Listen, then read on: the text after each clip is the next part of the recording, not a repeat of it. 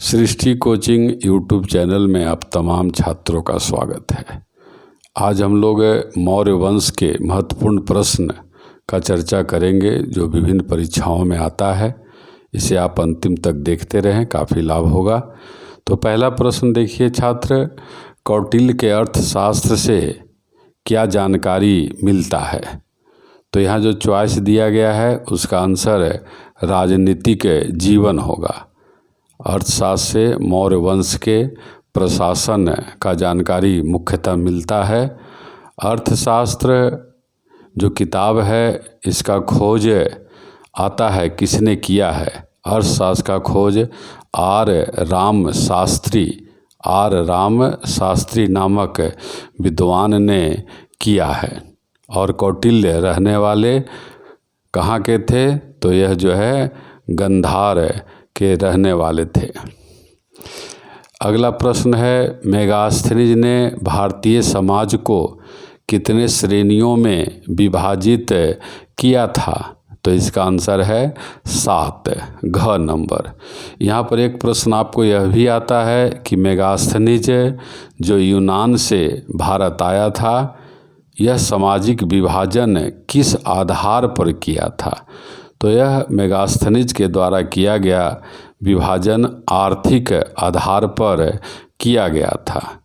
जबकि भारतीय ग्रंथों में भारतीय समाज को 4 भाग में विभाजित किया गया है, जिसमें ब्राह्मण, क्षत्रिय, वैश्य और शूद्र शामिल हैं। मेगास्थनीज का पुस्तक भी बराबर आता है।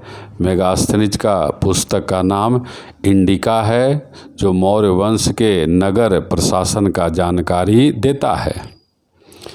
अगला प्रश्न, अशोक को बौद्ध धर्म में किसने शामिल कराया? कलिंग युद्ध हुआ था और इस कलिंग युद्ध में होने वाले भयानक धन जन के नुकसान से अशोक काफ़ी प्रभावित हुआ और उसने बौद्ध धर्म स्वीकार करने का निर्णय लिया। और अशोक को बौद्ध धर्म में शामिल कराने वाले व्यक्ति का नाम उपगुप्त या निग्रोथ था। तो यहाँ पर आंसर कौन हो जाएगा? तीसरा का क आंसर हो जाएगा, क, उपगुप्त या निग्रोथ। यह भी प्रश्न आता है कि अशोक ने बौद्ध धर्म स्वीकार किया, यह जानकारी किस अभिलेख से मिलता है? तो भब्रू शिलालेख से मिलता है। भब्रू शिलालेख कहाँ है? जयपुर में है। अगला प्रश्न आइए छात्र, मेगास्थनीज के द्वारा लिखे गए पुस्तक का नाम क्या है? पहले भी हम लोग चर्चा किए हैं। इस पुस्तक का नाम इंडिका है और इस पुस्तक से मौर्य वंश के नगर प्रशासन का जानकारी मिलता है। चूँकि हम प्रत्येक चॉइस का भी विश्लेषण साथ साथ करते चलते हैं, तो यहाँ पर ऋग्वेद है। ऋग्वेद से जुड़ा प्रश्न क्या आता है कि सबसे पुराना वेद कौन है? तो सबसे पुराना वेद ऋग्वेद है। ऋग्वेद में मंडलों का संख्या कितना है? 10 है।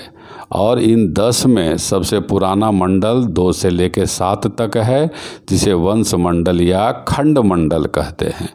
पुराण का लेखक कौन है? पुराण का लेखक लोमहर्ष और उसका पुत्र उग्र श्रवा था। नंद वंश के पतन के पश्चात मगध पर किस राजवंश ने शासन किया? तो यहाँ पर आपका चॉइस क होगा, मौर्य वंश ने शासन किया। नंद वंश का संस्थापक भी आपको एग्जाम में आता है। नंद वंश का अंतिम शासक भी आता है। नंद वंश का संस्थापक कौन था? महापद्म नंद। और नंद वंश का अंतिम शासक धनानंद था।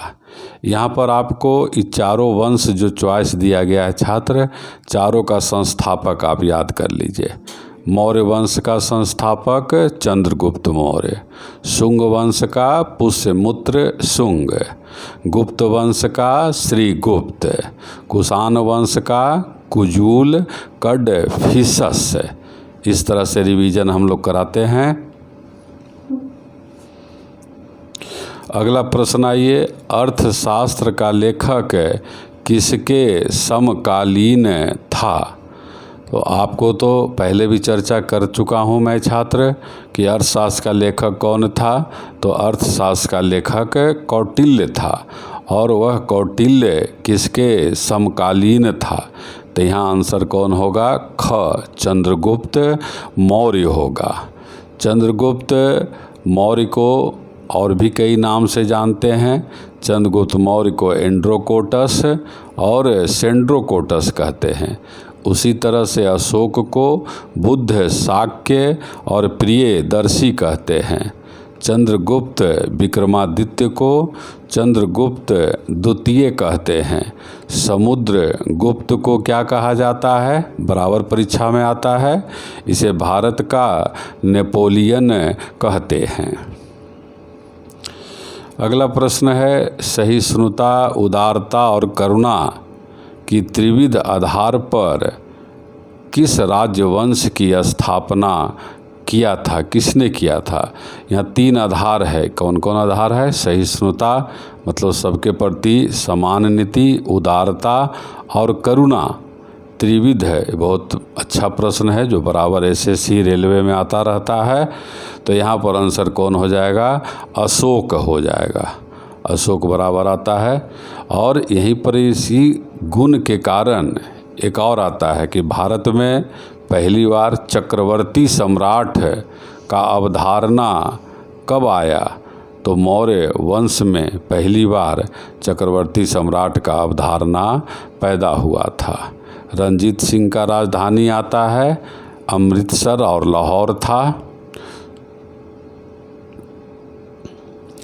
पुष्यमित्र शुंग ने किस वंश को समाप्त किया? पुष्यमित्र शुंग ने मौर्य वंश को समाप्त किया। घ आंसर है। घ इसका आपको पता होना चाहिए, याद करना चाहिए कि मौर्य वंश का अंतिम राजा कौन था। मौर्य वंश का अंतिम राजा बृहद्रथ था। बृहद्रथ, और इस बृहद्रथ का सेनापति था पुष्यमित्र शुंग। उसी पुष्यमित्र शुंग ने बृहद्रथ का हत्या करके मौर्य वंश का समाप्त किया। इन चारों वंश का राजधानी आप याद कर लें। वर्धन वंश, हर्षवर्धन के समय राजधानी कहाँ था? कन्नौज। कण्व वंश का राजधानी पाटलिपुत्र। गुप्त वंश पाटलिपुत्र।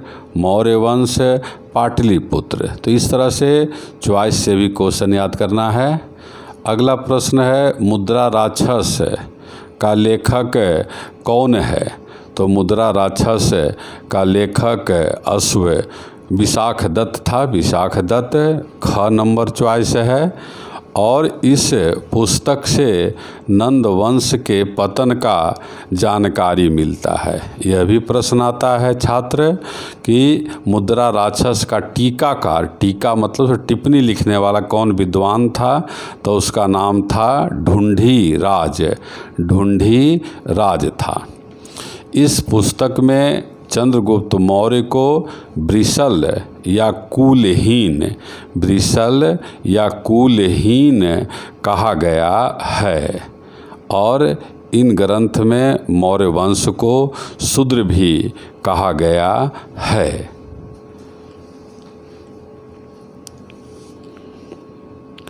अगला क्वेश्चन है, मौर्य साम्राज्य में प्रचलित मुद्रा का नाम क्या था? तो मौर्य वंश में चांदी धातु का सिक्का चलाया गया था। चांदी धातु का, जिसे पन, आहत या पंच मार्क कहा जाता। तो यहाँ देख रहे हैं आप, तीनों चॉइस है। पन भी है, आहत भी है और पंचमार्क भी है। तो आंसर घ हो जाएगा, उपयुक्त सभी।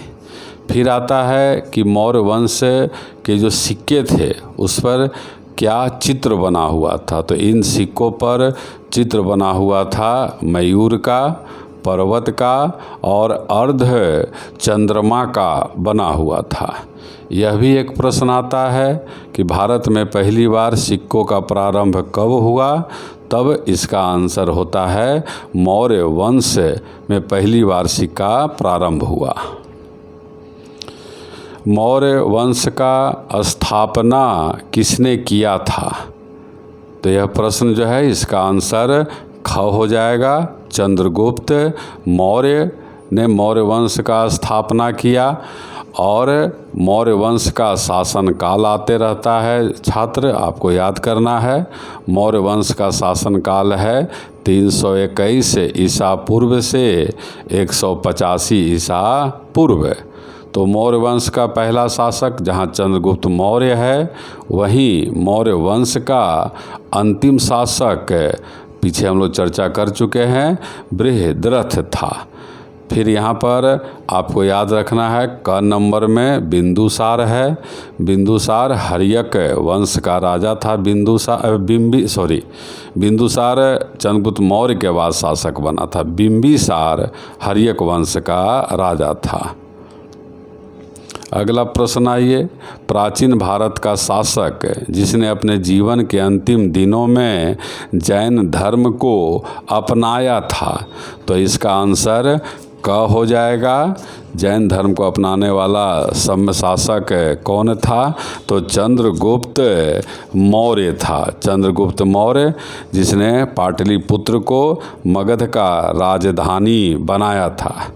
यह भी एक प्रश्न आता है छात्र कि चंद्रगुप्त मौर्य अंतिम समय में जैन धर्म में शामिल हुआ, यह जानकारी किस ग्रंथ से मिलता है? तो यह जानकारी हेमचंद्र का पुस्तक परिशिष्ट पर्वन से मिलता है। एक जैन ग्रंथ है परिशिष्ट पर्वन, उसी से मिलता है।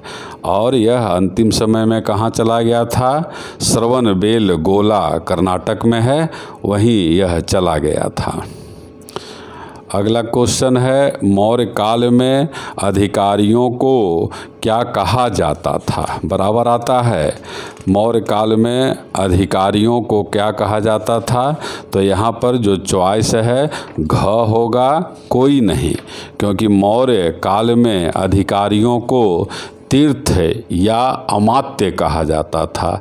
तीर्थ या अमात्य, और तीर्थ और अमात्य का संख्या भी आता है 18 था। तीर्थ या अमात्य का संख्या 18, इसमें 2 3 बराबर आता है। करों का संग्रह करने वाले को समाहर्ता कहते थे। कोषाध्यक्ष को सन्निधाता कहा जाता था। मुख्य न्यायाधीश को व्यवहारिक कहा जाता था। वन विभाग के प्रमुख को आटविक कहा जाता था। सांची किस कला मूर्ति कला का निरूपण करता है? तो सांची जो है बौद्ध धर्म से जुड़ा हुआ है सांची, और यह भारत का एक प्रमुख स्तूप है। सांची कहाँ है? तो यह मध्य प्रदेश में है। स्तूप से जुड़ा हुआ कुछ प्रश्न आता रहता है। स्तूप का आकार क्या होता है? तो स्तूप का आकार अर्धचंद्राकार होता है। भारत का पहला स्तूप कौन है? तो भारत का पहला स्तूप गोरखपुर में पिपरहवा स्तूप है। इस सांची स्तूप का निर्माण किसने कराया था? यह भी प्रश्न आता है। मौर्य काल में ही सांची स्तूप का निर्माण कराया गया।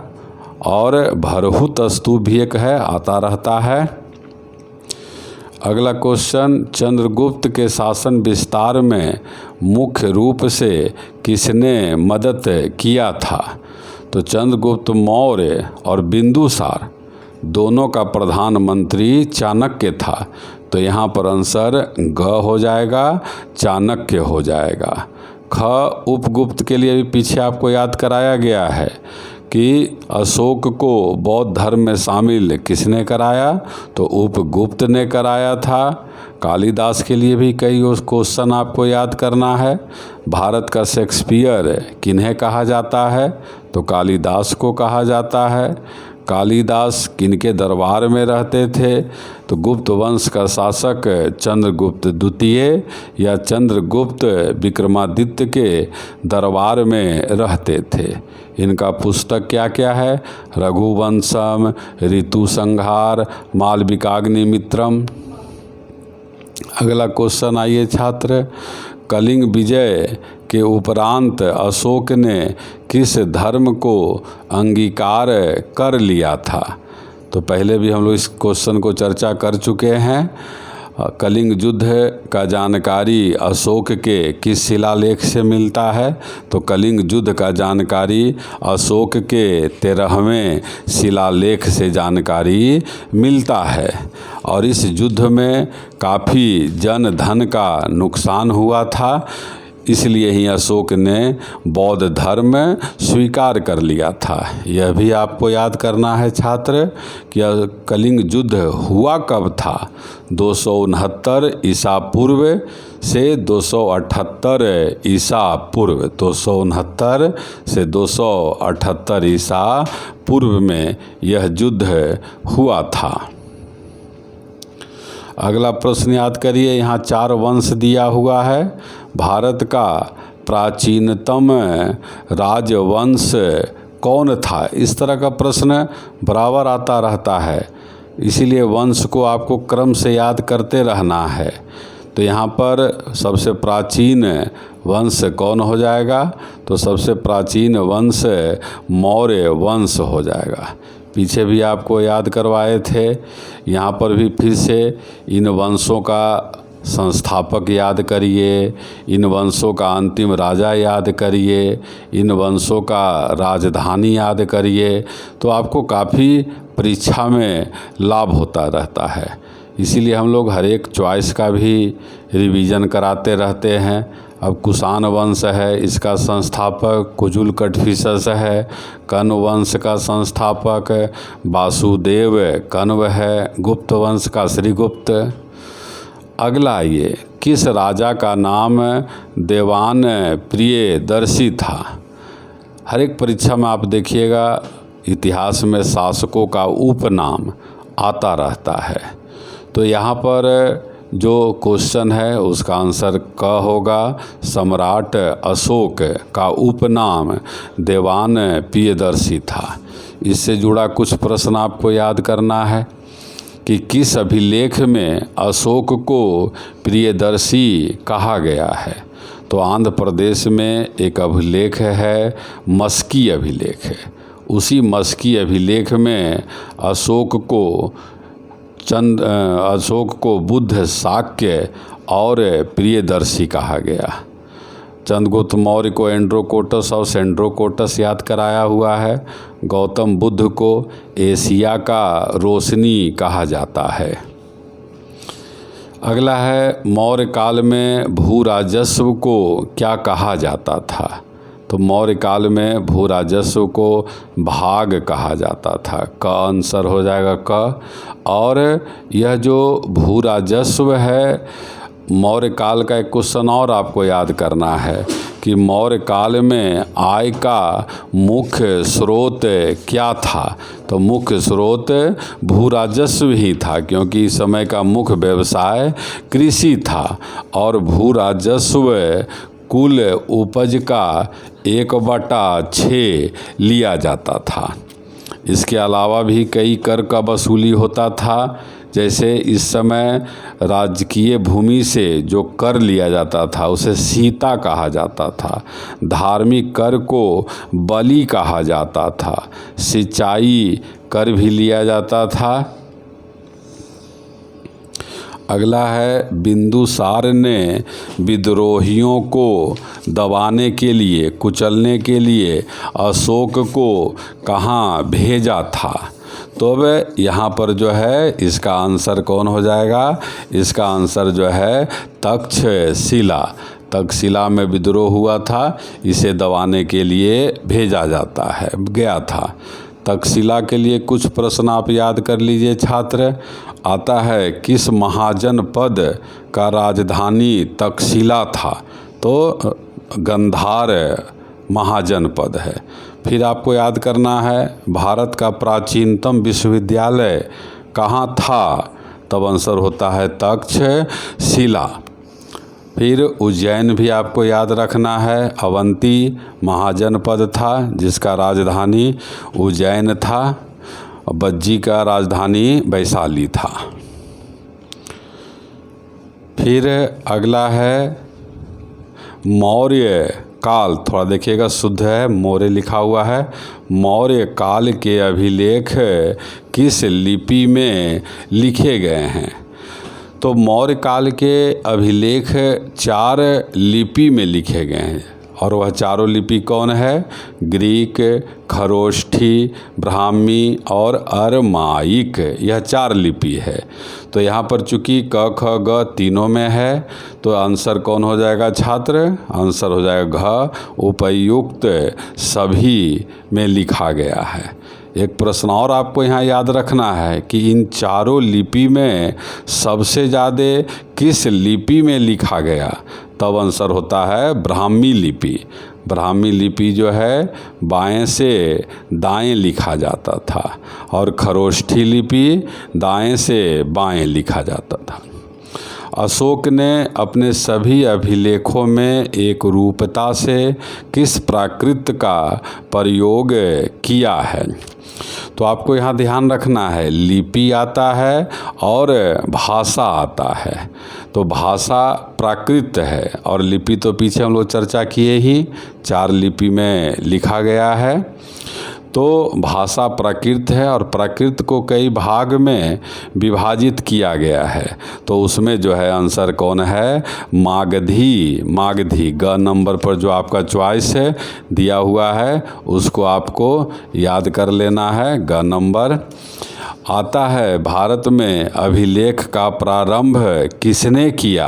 तो भारत में अभिलेख का प्रारंभ अशोक ने किया था, और अशोक का सबसे बड़ा शिलालेख कौन है? 7वां शिलालेख है, 7वां शिलालेख है। अगला प्रश्न याद करिए, अशोक की पत्नी कौन थी जिसने उसको सर्वाधिक प्रभावित किया था? तब यहाँ पर आंसर है घ नंबर, कारुवाकी। इसी एक और आता है कि जिस अभिलेख से कारुवाकी का जानकारी मिलता है, तब आंसर होता है रानी अभिलेख है। और कारुवाकी का एक पुत्र था, उसका जानकारी भी परीक्षा में आता रहता है, इसलिए उसका जानकारी रखना आपको ज़रूरी है। कारुवाकी का एक पुत्र था तीवर। तीवर का जानकारी और कारुवाकी का जानकारी, दोनों का जानकारी जो है रानी अभिलेख से मिलता है। और यह रानी अभिलेख कहाँ है? तो प्रयाग में है। प्रयाग इलाहाबाद का पुराना नाम है। वह शासक कौन था जिसने राज सिंहासन पर बैठने के लिए अपने बड़े भाई सुसीम की हत्या की थी? तब यहाँ पर आंसर होता है अशोक का नंबर पर जो आपको दिया गया है। अशोक के बारे में ऐसा कहा जाता है, लेकिन यह जो है एक विवादास्पद बात है। कुछ विद्वानों का कहना है कि अशोक ने अपने भाइयों का हत्या नहीं किया था। अशोक के लिए कुछ प्रश्न और आप याद कर लीजिए। आता है, अशोक के प्रारंभिक जीवन का जानकारी किससे मिलता है? तो बौद्ध ग्रंथों से यह जानकारी मिलता है। फिर आता है, अशोक ने जो है धार्मिक नीति, अपने धार्मिक विचारों के प्रचार के लिए अपने पुत्र महेंद्र और पुत्री संघमित्रा को भेजा था। लास्ट प्रश्न देखिए, मैकियावेली के प्रिंस। मैकियावेली एक विद्वान था और उसका एक पुस्तक है द प्रिंस। उस पुस्तक का तुलना किस भारतीय ग्रंथ से किया जाता है? तब आंसर होता है कालिदास का मालविकाग्नि मित्रम से। कालिदास के लिए हम लोग कई प्रश्न याद किए हुए हैं। उसी तरह से यहाँ पर कौटिल्य का अर्थशास्त्र के लिए भी याद किए हुए हैं।